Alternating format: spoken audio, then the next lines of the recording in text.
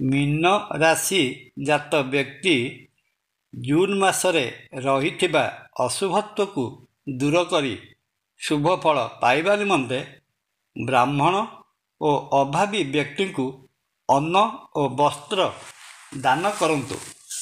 ପ୍ରତ୍ୟହ ବୃହସ୍ପତିଙ୍କ ମନ୍ତ୍ର ଓମ୍ ବ୍ରୂଂ ବୃହସ୍ପତये ନମଃ ଜପ କରନ୍ତୁ। ଜୟ ଜଗନ୍ନାଥ। ନମସ୍କାର, ମୁଁ ତପନ ଡାଇଜେଷ୍ଟକୁ ଆପଣଙ୍କୁ ସ୍ୱାଗତ। ମୀନ ରାଶି ପାଇଁ 2025 ମସିହା ଜୁନ୍ ମାସର ମାସିକ ରାଶିଫଳ। ଆସନ୍ତା ଜୁନ୍ ମାସ ପାଇଁ ପ୍ରଥମେ ଜାଣିବା ମୀନ ରାଶିର କ୍ୟାରିୟର ବା କର୍ମକ୍ଷେତ୍ର ସମ୍ପର୍କରେ।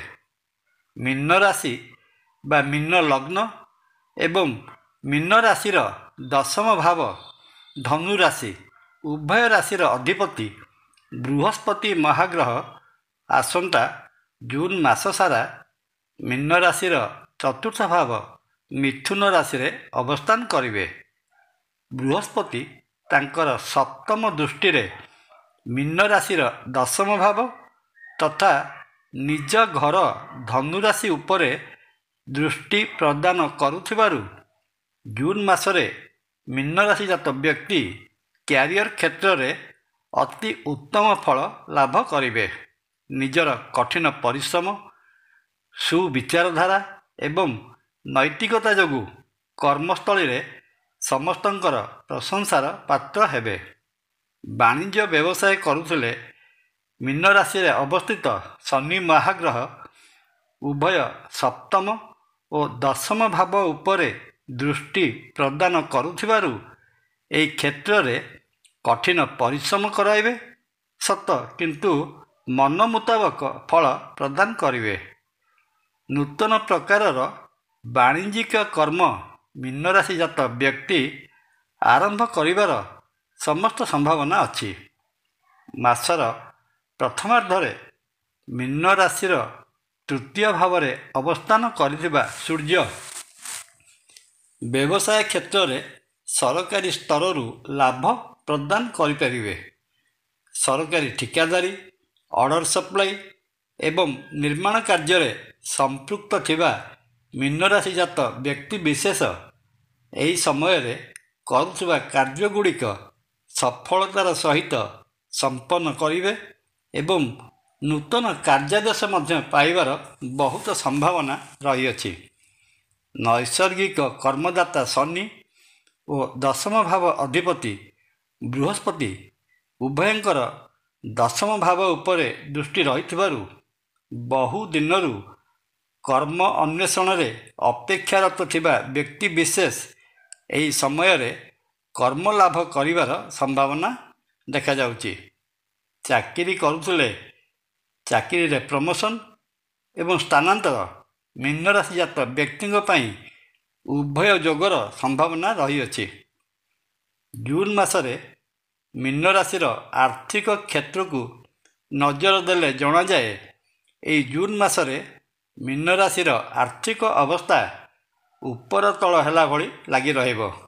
ଦ୍ୱିତୀୟ ଧନଭାବର ଅଧିପତି ମଙ୍ଗଳ ମୀନ ରାଶିର ଏକାଦଶ ଆୟ ଭାବ ଉପରେ ଦୃଷ୍ଟି ପ୍ରଦାନ କରୁଥିବାରୁ କଠିନ ପରିଶ୍ରମରେ ବହୁତ ଆୟ ହେବ ସତ, କିନ୍ତୁ ମୀନ ରାଶିର ବ୍ୟୟ ଭାବରେ ମୁଖ ମେଲାଇ ବସିଥିବା ରାହୁ ସମସ୍ତ ଆୟକୁ ବ୍ୟୟ କରିଦେବା ପାଇଁ ପଛେଇବ ନାହିଁ।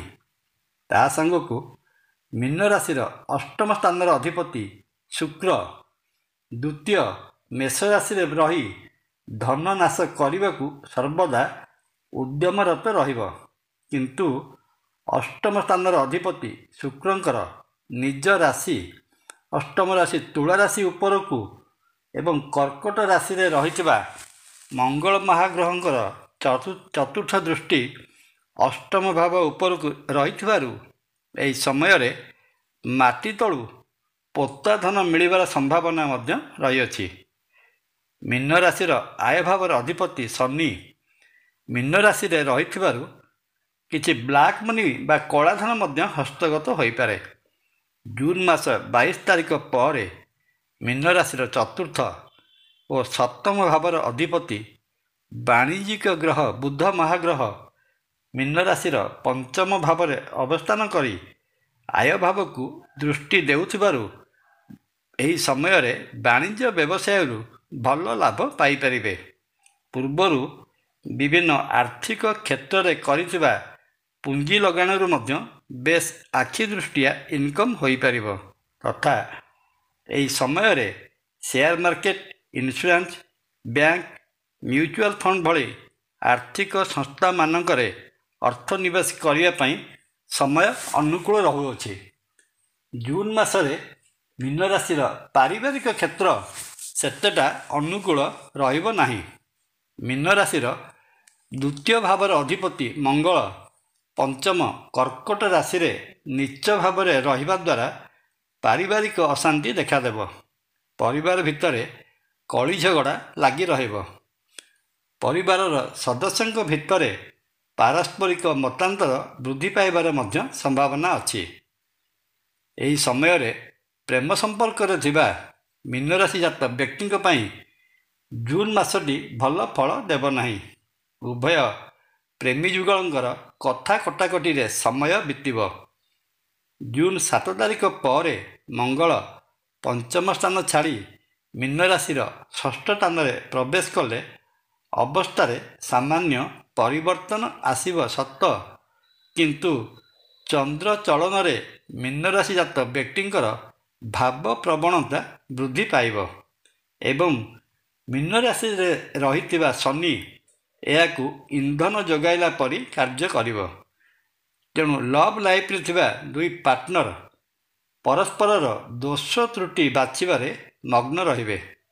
ସ୍ୱାସ୍ଥ୍ୟ ଦୃଷ୍ଟିରୁ ଦେଖିବାକୁ ଗଲେ ଜୁନ୍ ମାସରେ ମୀନ ରାଶି ବ୍ୟକ୍ତି ମାସର ପ୍ରଥମାର୍ଦ୍ଧରେ ସୂର୍ଯ୍ୟଦେବଙ୍କ ଦୟାରୁ ନିରୋଗ ରହିବେ, କିନ୍ତୁ ମାସର ଦ୍ୱିତୀୟାର୍ଦ୍ଧରେ ସୂର୍ଯ୍ୟ ମୀନ ରାଶିର ଚତୁର୍ଥ ଭାବରେ ପ୍ରବେଶ କଲେ ଚକ୍ଷୁପୀଡ଼ା, ଖାଦ୍ୟ ବଦ ହଜମୀରୁ ପେଟ ଯନ୍ତ୍ରଣା, ହାଡ଼ଜନିତ ସମସ୍ୟା ତଥା ହୃଦୟ ବିକାର ଭଳି ସମସ୍ୟାର ସମ୍ମୁଖୀନ ହୋଇପାରନ୍ତି।